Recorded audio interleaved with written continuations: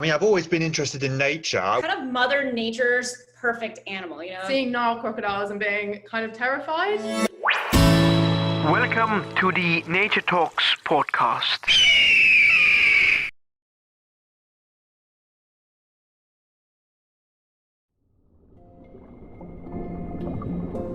Welcome to another Nature Talks episode where learning turns to conservation.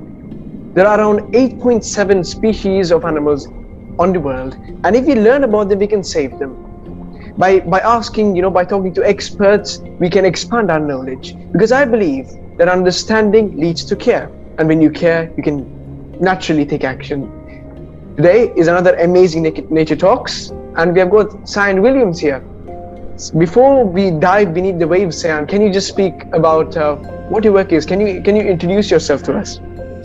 Yes. Hi, my name is Sian. I'm originally from the UK and I currently live in Indonesia. I've been living here since 2012 on a tiny island called Gili Trawangan, which is off the coast of Lombok. I decided to move here because I did find a conservation course where I could learn a little bit more about coral conservation, something that I've been passionate mainly marine conservation about for many years of my life, and by joining this course that I did in the Gili Islands, I got to learn a little bit more about a very particular reef conservation method called Biorock. So after I did a 2-week intensive course learning a bit more about that, I was meant to then jump back on a flight to England and continue my work in England. But I fell in love with the island. I really liked this method of conservation, and I ended up staying here. Now that I work for the NGO that operates on the island called the Gili Ecotrust, and I've been working with them for the last 5 or 6 years. Most of our work, it takes us underwater, so we're looking to restore the coral reefs, protect what we've got left, and also then actively trying to teach the tourists, the businesses and the local community around here a little bit more about how they can protect the coral reefs and actually benefit from them in the long run as well. That's I think amazing. That's a amazing start. But then, Sian, before we go into detail, where did this passion begin? Where did all these coral, let's say, reef love begin, and all these things? It actually began from what I can remember is when I was about 7. I was obsessed with dolphins. I was obsessed with everything about the sea, and my mum bought me a little book which was way too scientific for a 7-year-old, but the pictures were amazing about the ocean shore in England. So every time we would go on a holiday to the beach, I'd be taking this book out and learning about intertidal zones and different reef animals and bivalves and different animals that you could find actually on the beach. And from there, every Sunday we used to watch nature documentaries with David Attenborough, which I'm sure is globally known. And it was just very fascinating learning all about nature. Everything about the environment really fascinated me. And I was lucky enough to grow up in a tiny village inside a forest. So we were kind of always, pushed to play outside and question everything that we could see. So when I was a little bit older and I learnt what the name a marine biologist was, I was very narrow-mindedly, I just wanted to be a marine biologist. When I was older, I wanted to work in the ocean and try and save marine species. Now, that's of course a very amazing sort of childhood experience, and one can of course inspire most of us who would be listening to this and who is present right now. But Sian, one of the maybe most difficult questions I'm going to ask you is that how did you feel the first time you dived in a coral reef? Was it like, let's say, sort of what you saw on the TV, or was it beyond your imagination? How was it?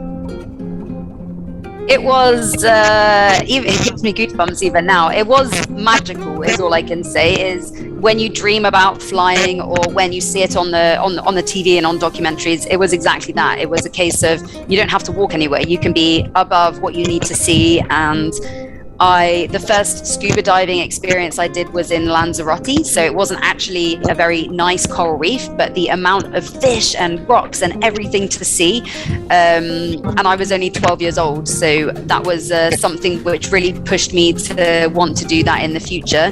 And what I get, the most joy out of these days, even if it isn't coral conservation, is actually giving people that experience as a dive instructor. So taking them on their first dive and showing them their first turtle and showing them a really healthy coral reef, and then seeing that atmosphere of how it makes them feel, and just wanting to be able to push that and to as many people as possible. I think that's amazing. So Sian, now let's go beneath the waves, about what lies inside the coast and where the coral reefs are. So let's say, what is the science behind coral reefs? Why are they just important, and what are they home to? Are there a specific creature that, if, let's say, coral reefs are gone, the creatures will go extinct? Yeah, I mean, there are so many very important ecosystems underwater. One couldn't be more important than the other, but the coral reefs are really paramount for so many fish species that we see anywhere in the ocean. They are known to cover less than 1% of the ocean surface. So I think it's like 0.04 or 0.5. And even though it covers such a small percentage of the Earth's surface, then they're home to more than a quarter of the species that we find anywhere in the sea. More than 33% of every fish in the entire ocean will spend at least one part of their life on a coral reef. So in that sense, then they are critical for being a juvenile habitat for every fish that lives out in the big wide ocean. They will tend to spend their juvenile years being protected in some way by a coral reef. So they're super important for the basis of most environments for different fish, but also for all the different food chains.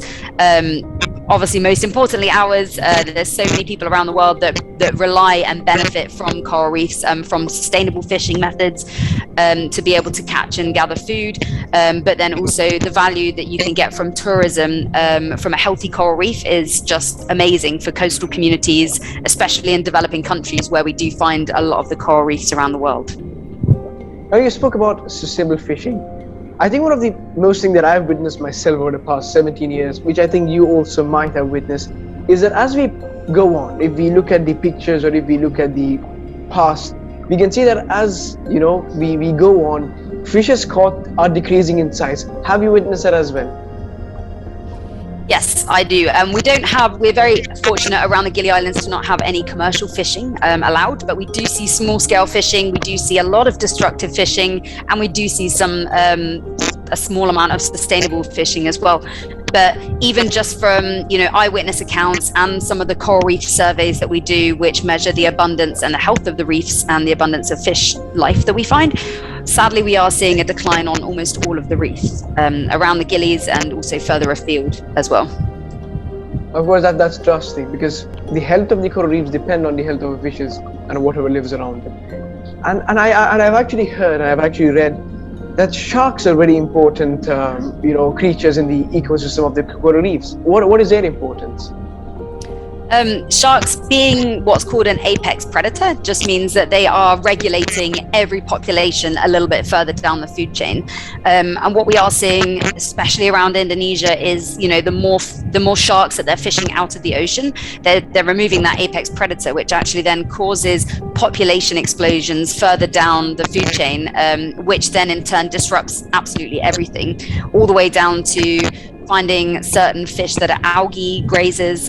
Then we start getting algae covering the reefs, just because further up the food chain, the predators of the algae grazers have been, all but wiped out.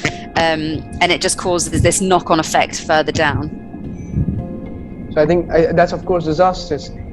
So Sian, in the years of your career, is there any particular change you have seen that climate change has had an effect on coral reefs?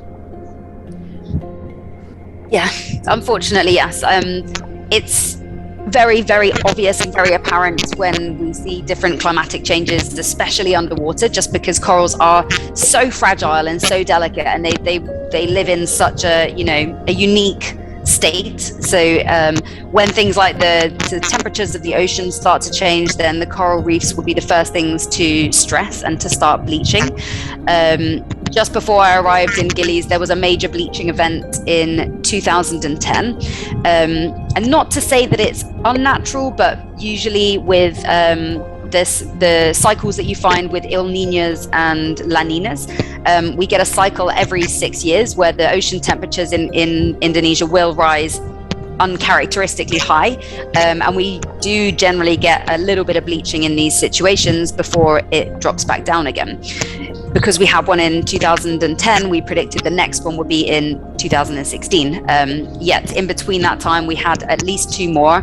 And since 2010, and now it's 2022, we've had about 4 mass bleaching events. The largest one was in 2016, and it wasn't just an issue of the ocean currents changing and shifting the temperatures with the El Nino. You could see the catastrophic effect of the climate change that had actually, made it so much worse. And whereas we usually would predict higher sea temperatures for between 3 weeks and 5 weeks, we actually had about 4 or 5 months where the sea temperatures were above 31 to 33 degrees, which meant a mass coral mortality around the Gilis, which is where we were studying. But then when they brought out a documentary a couple of years later called Chasing Coral, we noticed that, we saw the same effect along mass parts of the Great Barrier Reef as well. No, of course, it's drastic. I've seen coral bleaching myself, and I actually got one, which is here, the coral reef. Which is, oh yes, yeah. Yeah, that's a coral reef. That's a brain coral, I believe. And for those who are here wondering, coral reefs are very important habitats, and climate change, as you know, affect them very badly. Correct me if I'm wrong. Coral reefs actually protect coastlines from waves and all these different things, right? Yeah, this is it. So you get some corals like the brain coral that you've got behind you, which is a very solid, slow growing coral. And amongst that, then you also get other types of corals which are slightly faster growing, but then they create massive branch structures. So by having this kind of barrier, like literally the reason why it's called a barrier reef is it's the first kind of barrier that a wave will hit. So they are designed and kind of created there to dissipate the wave energy. So by the time it gets to the beach, it will actually slow down the energy and it will actually start to deposit sand rather than pick it up and take it away. So without even trying, it's rebuilding beaches back up and protecting from coastal erosion, but then also protecting usually what's in front of it is seagrass flats and mangroves as well. So it gets to the point where coral reefs are paramount, and as soon as we see a little bit of mishealth or the decline in health of a coral reef, then we can start to see a knock-on effect on beaches, on seagrass flats, and then on different populations that also rely on these areas as well. Of course, we know that all the ecosystems in the world are together like a chain. But then, Sian, what do you think? I'm the person who's living in UAE or a person living in UK. How does their action, affect the coral reef, let's say in Indonesia? The link is, of course, there. How will my, lifestyle affect the coral reefs?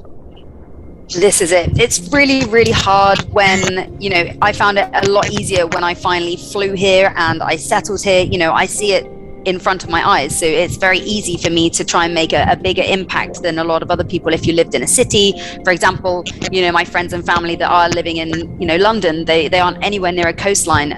But actually some of these populations can have an even bigger effect than local populations can on coral reefs. Carbon usage is a massive one.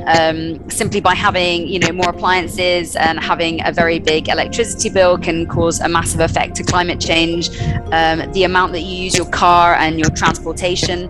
We're very fortunate on the Gilis that no motorized vehicles and cars are allowed, so we have to go everywhere by bike. So just automatically by choosing where you live or choosing your mode of transportation, you can make a massive effect and a massive difference in your carbon footprint, which can then ultimately start to slow down global warming. It can slow down and stop this ocean acidification and therefore be protecting coral reefs. In other ways, we find a lot of, especially in coastal towns in the UK, I'm sure it's the same as coastal towns across the world, you see lots of beautiful objects which are in what's called the curio trade. So starfish and beautiful shells and things like this, which, you know, people like to buy and have beautiful ornaments in their bathrooms and things. And ultimately, this is also damaging coral reefs. The things that you can buy in England, they're certainly not from English waters, so they're shipped from places like Indonesia and other places in the Coral Triangle in Southeast Asia, so that everybody can, you know, feel a little bit tropical in their homes. But if every single person that visited just our island alone, if everybody took just one bit of broken coral or one seashell, then what we're going to start to see is the degradation of the beaches, which then again causes more sedimentation from the land, and that will in turn also damage the reefs. So even just by making conscious choices when you're on a beach or conscious choices when you're choosing souvenirs, you can make a massive difference to the health of coral reefs. Now, Sian, of course, what's your idea, let's say, about diving? How can people impact coral reefs when they're diving? What are the safety precautions, let's say? It's a really good question, because most people, if you are a scuba diver or if you're looking to start diving, you already have some interest in the underwater world. And I'm very biased. I say 100% of the reason why I want to scuba dive is because of all the cool things you can see. Some people, it's more for technical reasons or, you know, wanting a different adventure. But tourism and diving can have a massive positive effect and also, sadly, a massive negative effect on coral reef health. Simply by choosing the correct dive center, which has very green issues. They usually have some information on their website about how you can be a good scuba diver. You can get different certifications through Green Fins, and Paddy has a green award system as well. So you can actually choose a particular dive site, a dive shop, and know that you're contributing to reef health already. Just by learning different things. One of my favorite courses to teach, which isn't directly to do with corals, is called Peak Performance Buoyancy. A lot of scuba diving instructors absolutely hate this course. Ivan loves it, like me. But it's a really good course where you actually learn a little bit more about your buoyancy. So if you think, we all know coral reefs are hugely delicate, not just fragile with the different, you know, chemicals in the water and different salinity and temperature, but themselves, they're more delicate than a glass or our bones. So one diver fin kicking along can damage, you know, 50 years worth of coral growth, and it's going to take an extra 50 years, if not longer, for it to recover again. So by having good diver buoyancy, being very aware of where you are in the water can make a massive difference when you're diving. And also just by making a difference and by creating your impact as well, is we promote the use. We've got little tiny bags that you can fit inside your BCD pocket, and we sell them in all the dive shops on the Gilis, and the dive shops will kind of put them in. So if you do see trash underwater, you don't just have to be a recreational diver. You can be an eco diver just by seeing one, you know, candy wrapper or seeing a plastic bottle and actually picking that up and shoving it in your pocket or in your cleanup bag. And ultimately then, you know, you're not giving it a negative impact, you're creating a positive one by removing something that it shouldn't be there whilst you're diving. So every dive can be a dive against debris. I've seen myself in animals that I've researched on, you know, plastic bags. So what's the effect of plastic in the particular place where you live, on the coral reefs and the oceans? It's got a huge impact right now. Because we have 2 seasons here. Right now we're in the rainy season, which starts in November and it ends in kind of March or April. But we see a massive influx of plastics almost with every single tide. This year alone, oh no, not this year, last year alone, we collected around 4,000 kilos of plastic just off the beaches. And we've only got a 7-kilometer beach around the island. So just with these volunteers, we collected 4 tons of plastic. But it's just the fact that there is so much of it. It's so cheap, you know, it's so convenient. And, you know, you unscrew a plastic bottle and you drink out of it for about 5 minutes, but it will, in an ocean scene, it will take around 450 years to degrade. And when they say degrade, it doesn't mean it just disappears into nothing and creates food for the fish. It just breaks down into tiny little pieces, which are called microplastics. And a microplastic, unfortunately, is anything below 1 millimeter. So it's very, very hard to see, but there are thousands and billions per cubic meter. And as soon as this starts to get into any of the animals, turtles, they eat plastic that looks like jellyfish, all the way down to some of the smallest fish that are actually ingesting microplastics. It starts to change their chemical composition, and it actually adds hormones into their bodies, which if the human population is eating these fish, then this is going to start to, add different hormones and very dangerous chemicals into our bodies and our muscles. And slowly we're starting to see an influx in diseases which used to be so rare, 20, 30, 50 years ago. And now they're becoming more and more common. It's creating different issues with attention, different growth issues, and lots of, different cancers and things. And this is all just from down to, just our addiction to plastic that we're seeing. Sadly, Indonesia is the second largest contributor to ocean plastics, only followed by China. And we're not creating all of the plastic. We're not creating any more than any other country. It's just that the waste system here, the management we have is so poor that a lot of pollution and plastic gets kind of washed into rivers and out into the sea. So Sian, we're on plastic. So let's say you said when you're walking on coral reefs or when you're diving, it takes 50 years to, build up again. So we have got hard and soft coral. So let's say if a coral breaks up, let's say if this coral breaks into half, how long will it take to, get back to its original form? Well, the amazing thing about corals is even if a coral breaks, it actually doesn't necessarily die depending on whereabouts it falls.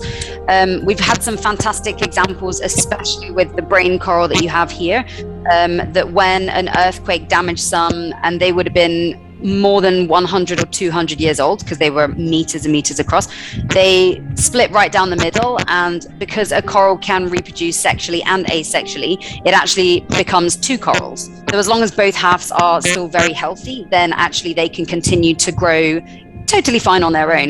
The biggest issue we have is more with faster growing branching corals. So we get some which they're actually called Staghorn, and they do look like stag antlers, and they can grow up to 1 or 2 centimeters every single year. So they do grow a lot quicker. A brain coral like this would probably grow less than 1/4 of a centimeter every year. So it really depends on the type of coral. It's very hard to damage a brain coral, like a submassive boulder coral like this one, just because they are so strong. But we do get a lot of foliose corals, a lot of very fine, delicate ones. And yes, it can take minutes for that one, seconds to break it. And it can take decades for it to grow back and recover. We teach some...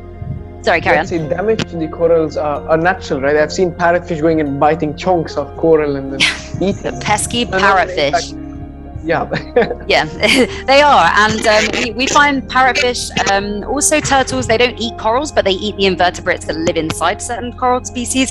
So we do find some turtles that will sit there and, rip off big chunks and throw it away. So what they are doing is, quite damaging to the reef. But as long as they're ripping off big enough chunks, then they're actually just spreading bits further afield. So it's kind of like a gardener on land propagating flowers and planting them somewhere else. So we don't teach the turtles to do that, but we also teach divers to identify parts of broken corals that have been broken by turtles, by parrotfish, by divers, and to see if this coral is, healthy. If it can survive where it's laying, then we can just leave it alone. But if it's turned upside down, a coral photosynthesizes exactly like a plant. So if you put a plant in a cupboard, then it's eventually going to die. So if we can pick up the coral in enough time and put it back up, make sure it's stable inside a rock or something, and wedge it, then we can actually give a coral a second chance at life. So we like to teach more experienced divers when they're doing their dive master internships how to become coral gardeners, because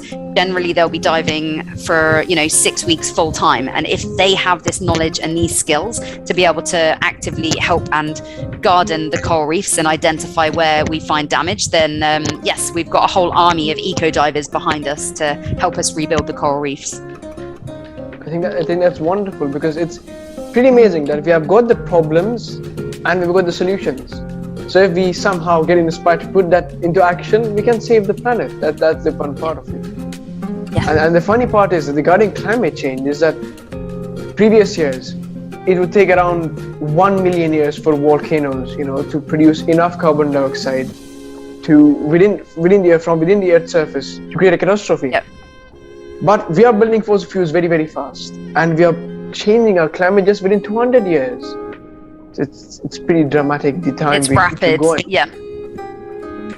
It So, is a cataclysmic. And let's say the corals have got algae in them. That's how they photosynthesize. The zooxanthellae, that's what I remember it was. And it's the waste products from the algae that the coral use to make their exoskeleton. Yes. So, can you tell more about this to us? Yeah, so it's a beautiful example of what we call symbiotic relationships. So where two totally different organisms are working in a benefit of each other. So the zooxanthellae, it would be able to survive and live floating around, but because we've got so many algae feeders such as manta rays, whale sharks, and lots of other filter feeders, it actually gains protection by living inside this coral skeleton and inside the coral polyp. By doing so, the coral polyp gets a free food source. So it uses the zooxanthellae's energy and uses the sugars that it creates to start growing, and then it can actually take different dissolved minerals out of the seawater to create this hard exoskeleton around the outside, which then in turn protects both of them. The biggest issue that we're finding with climate change is that this symbiotic relationship works perfectly as long as the corals are between 21 and 29 degrees for the most corals around the world. When we start to see climate change and global warming, it can be defined as the literal warming of the sea. And as soon as the ocean starts to warm, the zooxanthellae, it carries on producing food, but it produces a toxic food for the coral. So because the coral is essentially being poisoned from the inside out, it will expel that algae, and that's what gives it its color, which is why the coral seems bleached. And corals can only, with their polyps and their tentacles, they can collect for themselves 2% of the food that is needed for them, and they get up to 98% of the food from this zooxanthellae. So it can survive for 2 weeks. It's kind of like a human going on a very extreme fast. We can do it for a bit of time, but it's not sustainable. So as long as the temperatures drop back down again, and the zooxanthellae will then start creating the correct chemicals for the symbiotic relationship to work again, it can then catch another zooxanthellae and recover. Before, when we used to watch these minor bleaching events, which happen in the Gilis around every April time, the sea would warm up. All of the divers would love it because everything gets a lot warmer, and the corals would start to bleach, but only for 2 weeks. But if it's anything longer than 2 weeks, and that's when we start to see a massive issue, and the coral reefs go from a mass bleaching to mass death and mass mortality, and that is what we're trying to fight on a global scale. I mean, there are many things to fight against climate change and all these things. There are many places on the threat. The Amazon rainforest, Great Barrier Reef. But then, the corals are made of calcium carbonate, and calcium carbonate dissolves in acidic situations. So how has ocean acidification affected the corals back in your place? We haven't ever done any actual studies on measuring the acidity up until 2021, when we've actually started trying to collect this data locally as well. But what we've seen every time that we do see coral bleaching, we see the skeletons. It's kind of like all of your skin and your muscles being ripped off. So they're already very stressed from this natural variation we get every single year.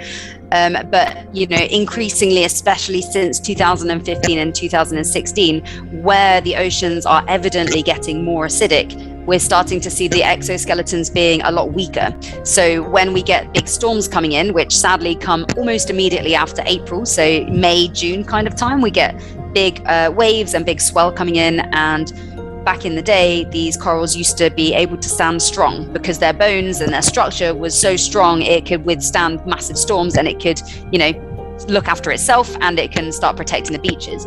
But more and more recently, we're starting to see each time we get bleaching or we do see an increase in ocean acidification, even if it's not something that's visible, we're noticing it more with the waves and the storms. They're actually creating even more damage than before. We're seeing way more corals washed up on the beaches, either recently killed or some still living.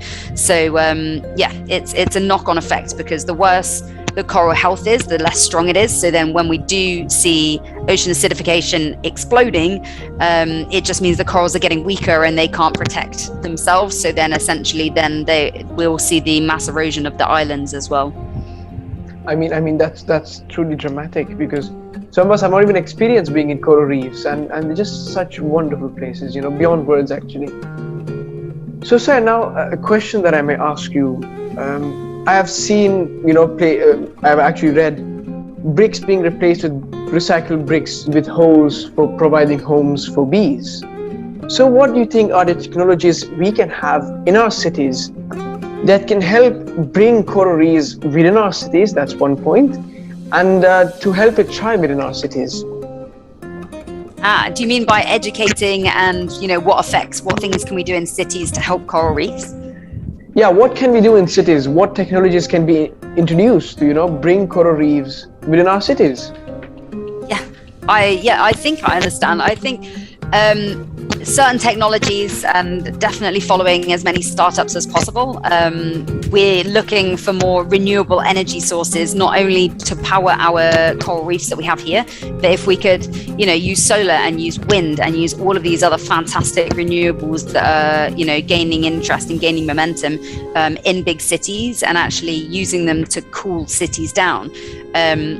I only have the experience on a localized scale. Even just on our island, they've started to, concrete all of the roads, which used to be dirt. They're cutting down the trees because they don't really like sweeping up the leaves, and in turn by, cementing and sealing the ground in and getting rid of all the shade, we're seeing this very small village heating up to the point where now, we've got double the amount of ACs, and that takes more energy, and then that in turn is going to heat up the atmosphere more, which is then going to need them to use more ACs. So one thing that we're doing on a micro scale is actually offering free trees to the general community.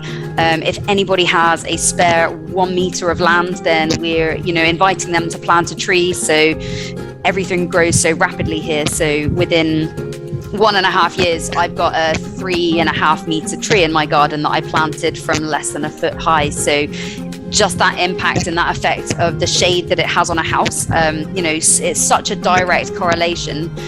So there are some things like that if we could start to regreen our cities and start to rewild our lives and how we see things, by planting more green places and being outside in more green areas, then it not only just brings compassion and awareness, but it also starts to cool down the climate, which will inadvertently help coral reefs too. It is always wonderful. I've also witnessed the amazing recovery nature has. If you're given the chance, it'll of course recover very extraordinary. But then, Sian, what do you think, let's say, about plastic pollution? How can we reduce that? What I think personally is, if we bring up the price of the plastic and reduce the ones which are recyclable, I think it's going to create an impact. What do you think? Yeah, this is it. And I think talking about plastic, yes, I misheard that. Talking about plastic, yeah.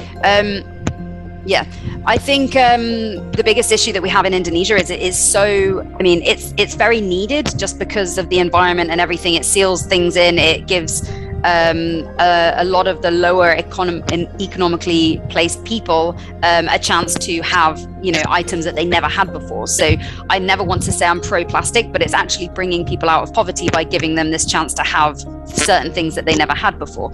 But it is so cheap, it is so disposable, and there is no value in it. So what we've become a part of a big chain in Indonesia of what's called a bank sampah, which is essentially a recycling center. So it brings value to different plastics that can be recycled. So if somebody finds a plastic bottle on the street, they can bring it to the bank sampah, the bank of rubbish, and they can exchange it for money. So it's not only is it cleaning up our streets and everything, it's giving a local person that might not have a job in the tourism industry, might not have knowledge of the English language, they can still make a living from tourism, because tourists come here and make waste. They can then, sell that waste to the Bank Sampah, and then they can go back and, have a slightly better life and start buying things in more bulk. But the biggest issue here is Indonesia is massive. So there are many, rules that they could put in place, but unless you have the education and the enforcement, then nothing's going to change. There was maybe about 6 or 7 years ago that the island chief said, we'll ban plastic straws, but without going to every single small warung, little cafe, and, educating them. And you can't just rip the straws away. You have to say, well, here's your alternative. Like, you can have a nice fancy metal straw, but if a plastic straw costs 67 rupiah, which is like 0.01 cents, and a metal straw costs 20,000 rupiah, which is like $2, it's not financially viable for anybody to change from plastic. So we have to not only think of different alternatives that might be cheap, that might be disposable, that might be sustainable or biodegradable. We need to educate people. So we don't have any authority with our NGO. We can't lay down any rules, but also rules are a little bit of a waste of time out here. So then what we can focus on is education and teaching people, not only that plastic is bad, but, this is something that's even better. Bamboo grows everywhere. Papaya trees grow everywhere. So essentially we've got these, fantastic eco products that, should cost loads, but, they're free. There's banana trees growing next door. You've got coconuts up there. So by showing people that, how their grandparents probably lived and saw as normal, it's kind of trying to step back in time. And it might not be as convenient, but we might need to sacrifice a little bit of our convenient lifestyles just to be able to protect this planet for the future generation. Not even generations plural, but just even the next one. So simply it seems that what we throw away does not actually go away. Exactly this, yes. Sian, of course, your main point and your main work is coral restoration, right? So how does it work? Like, what is it all about? It's amazing, and the best thing is there are so many different types of coral restoration these days. Just the same as with the amount of technology startups there are so many engineers and scientists working in the field for different restoration projects. And the best thing of all, there isn't one that is the best. There's not one solution that is going to save our planet. There's not one solution that's going to save all of the coral reefs, because every condition is different. Every health of the reef is different. The depth, there are so many different variables that need to be taken into account. In the Gilis alone, we use at least 4 different methods, and I specialize in 2 of them. But essentially, the one that we've been using for the longest period of time is called Biorock Technology. And this is actually an electric reef. So it sounds a bit scary because we're actually putting electricity underwater, but we've created this technology. Well, we didn't create it, but we've harbored this technology which uses electrolysis underwater. So it's actually taking the minerals out of the water that have been dissolved, exactly the same as what a coral does. By using these corals to secrete its exoskeleton, we can take them out of the water and secrete it onto a metal structure. So by creating big steel structures and attaching electricity to it, we're actually creating the substrate that corals create themselves, and this becomes the perfect substrate for a coral to attach to. So using the Biorocks, we're actually going back to the coral gardening, just like a gardener would on land. You're going around, you're looking to find things that are damaged, things that are at risk, and we are finding ones that that have been broken by storms or diver damage, collecting them and transplanting them to this coral reef, this Biorock, which essentially is like a little allotment, a little garden plan. So in your garden, you can plant all the things you want to plant. It only works for hard corals, which is the reef buildings part of the coral reef. So we can actually sit there and plant hard corals onto the structure. Soft corals will come along and inevitably plant themselves onto it. We find Gorgonian sea fans, we find ascidians, sponges, algae. As soon as you put those hard corals in place where there didn't used to be hard corals before, it naturally starts to attract absolutely everything else that comes along with it. which is fantastic. So we've been using Biorock Technology since 2002 around the Gili Islands. So we've got more than 150 structures, which create small barriers in areas around the island, which were previously had been damaged by either the storms that we had in 2010 or anchor damage from the boats and from the tourism that's come to the island. And yeah, inadvertently, we did it on purpose to be able to harvest corals that were damaged from different reefs, but then we've created a very strong structure which is then protecting the beaches, and it's creating more sand to be deposited rather than to be eroded away. In more recent times, we've started a new course called Coral Propagation, and this is something that we started in 2018, so it's been going on for a couple of years now, but this one is more finding a coral that has broken again. We're never going to go around and collect or cut healthy corals off a coral reef, but if you find any broken corals that are about the size of this pen lid, is generally accepted. It looks like a tiny amount of a tiny little coral, but depending on the species, you can have between 50 and 200 polyps, so 200 tiny animals that live in this one tiny section of coral like this. The brain coral that you have behind you probably would have had between 500 and 1,000 polyps just on that one section of brain coral. Once we found a few sections like this, we actually cut it down even smaller, so we cut it until it's around 1 or 2 centimeters large, and this gives the coral a chance to think that it's a juvenile, a baby coral again. And then if you think about humans, when we're 0 to 10 years old, we grow rapidly, but then when we hit well, for me 11, when you start growing older, you don't grow as fast and you stop growing. So an adult coral grows a lot slower than a smaller coral. So essentially, by getting one coral this size, turning it into 5 baby corals, all of a genetic clone of each other, we can plant them in a series of like 35 centimeter square area, and the coral will grow a lot more rapidly. It will then grow together and fuse, and then it will create a big super coral, which will grow a lot quicker than a coral if we planted it about this size. I should have some better props with me as well.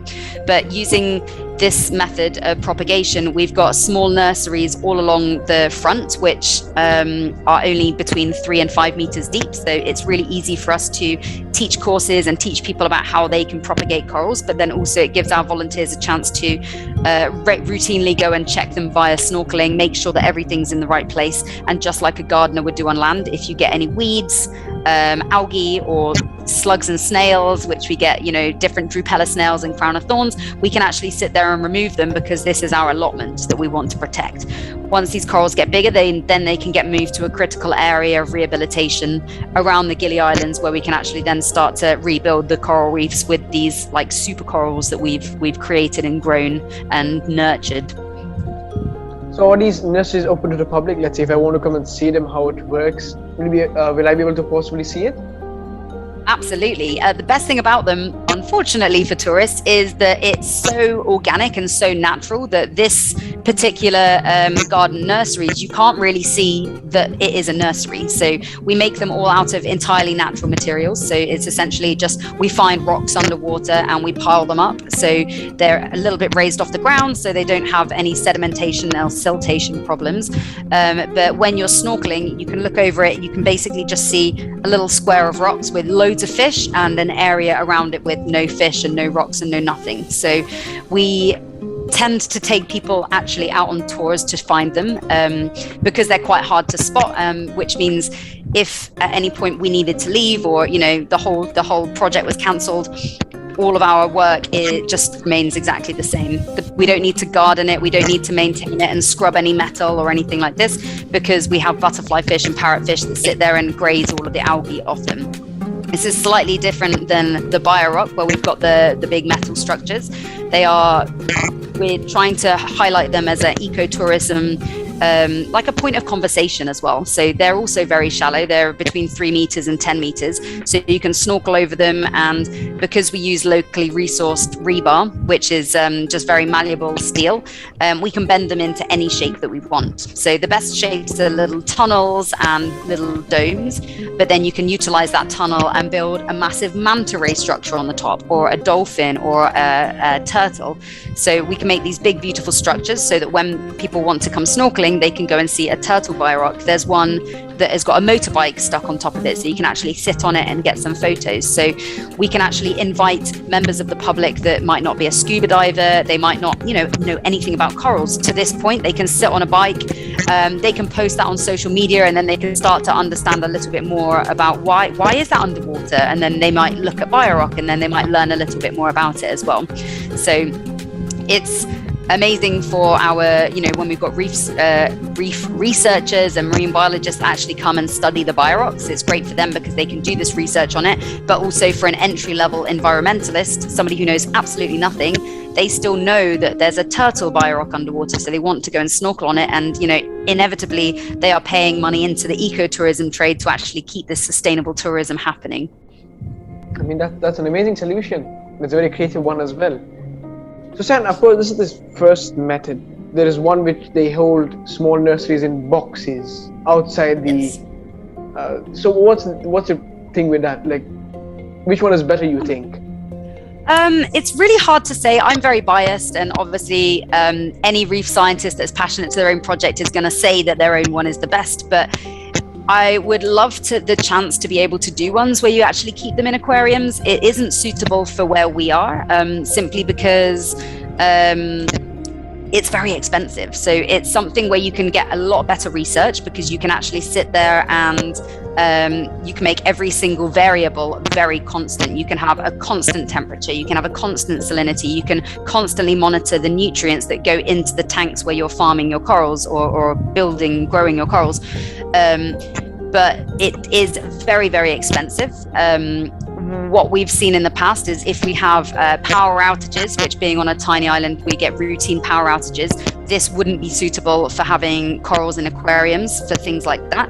And a couple of years ago, we had a major earthquake, which meant the island was evacuated for 1 month. So if we had projects that were, very, very reliant on humans, then we would see mass disaster, because at the time we had this earthquake, everybody left the island, and there was only about 30 people left here, and we were dealing with other things that wouldn't have been corals. So there are pros and cons to absolutely every type of restoration method. I think for this one, when you have aquariums on land, is fantastic for research, because you can learn so much. You can, yourselves raise the temperature up 1 degree and monitor the stresses, whereas we can't really do that underwater. It's all natural. We have to be there to monitor everything every single day if we wanted to see finite changes like this as well. But the same as we've got the Ocean Quest coral propagation methods, which we use, that in the earthquakes we ignored them, we totally abandoned them for 6 weeks, and they just looked amazing by the time we came back to them, because they didn't need any human interaction.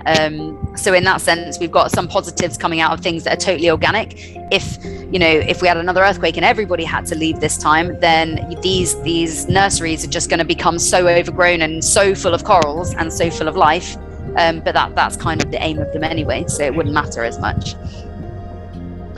So Sian, now what do you think someone who, like me, lives miles away from Indonesia, how can they take action? It's really good, because I know that it's a great question. So many people feel helpless and envy my life that is hands-on and very grassroots, and we are working on the ground. There are so many things that you can do, even in cities, and even halfway across the world, that you haven't even seen a coral reef. There are lots of projects these days which have fantastic communications online. You can actually adopt your own coral just via an internet website, so that's great, and you can follow the progress of your coral. I know there's a lot of work in Bali where you can adopt a coral and things like that. These days, when everybody has spent a lot more time inside online, then education is the best thing. And education doesn't necessarily meaning following an academic route straight into a science degree or something. Simply by listening to more podcasts and signing up and subscribing to things like Nature Talks and learning and getting inspired this way. Netflix, the rise of Netflix and the amount of documentaries, just by teaching yourself on YouTube and the nature documentaries. I don't have a degree in marine biology, but I learned all of my stuff because I had a passion. So as soon as you have that interest, there are so many different routes that you can actually take to be able to work hard and find the experience like that as well. So, Sian, to conclude, what would be your one and only top message you want to give to all who will be listening to this? I think that it doesn't take the person with the most amount of academic knowledge to be able to help. It doesn't take a person that has worked in the field for years and decades to be able to help. Any single person, any individual can make a difference, and it doesn't matter how small it is, because these small differences and these small actions that we take have huge knock-on and ripple effects. Simply by just watching a documentary and then signing up to a YouTube channel or following somebody extra and finding a volunteering situation that is in your area, whether it's a beach cleanup or a park cleanup or a seminar or something online. All these small actions, if it was multiplied by many people, then yeah, that's how we're going to start creating waves and creating massive impact. I mean, that's wonderful then. I mean, it's a good thing for me as well. Yes. So thank you everybody so much, Sian, for joining us today. I cannot thank you. You are very welcome. Thank you so much for having having me. And yeah, thank you very much for all of your hard work you've done throughout the rest of it, for the Wildlife Focus and for Nature Talks.